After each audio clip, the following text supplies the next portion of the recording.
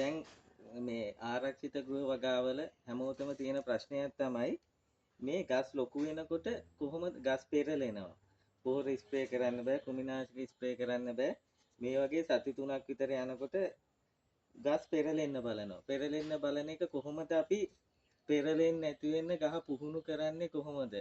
සාමාන්‍ය green house භාවිතයේ වචන භාවිතයෙන් කියනවා නම් කොහොමද ගහ එල්ලගන්නේ? මේ නූලක් ආධාරයෙන් කොහොමද ගහ එල්ලගන්නේ කියන එක අපි බලමු. ඒකට සරල ක්‍රමවේදයක්. නමුත් මේක ආධුනික වගාකරුවන්ට මේක හරි වැදගත්. මේක ආධුනික වගාකරුවන්ට දාන වීඩියෝ එකක්. ආධුනික වගාකරුවෝ මේක විශේෂයෙන්ම නරඹන්න. මේ සඳහා අවශ්‍ය වෙනවා මේ වගේ වෙළඳපොලේ ගන්න පුළුවන් ටොමැටෝ ක්ලිප් එකක්. ඒ ක්ලිප් එකේ මේ ආකාරයට ලොක් එක අරින්න පුළුවන්. දැන් බලමු අපි ගහ එල්ලගන්නේ කොහොමද කියලා.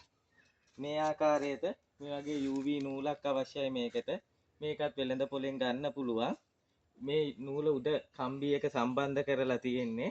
සම්බන්ධ කරපු නූල මේ ආකාරයෙන් රෝ බෑග් එක උස්සලා මෙහෙම යටින් දානවා.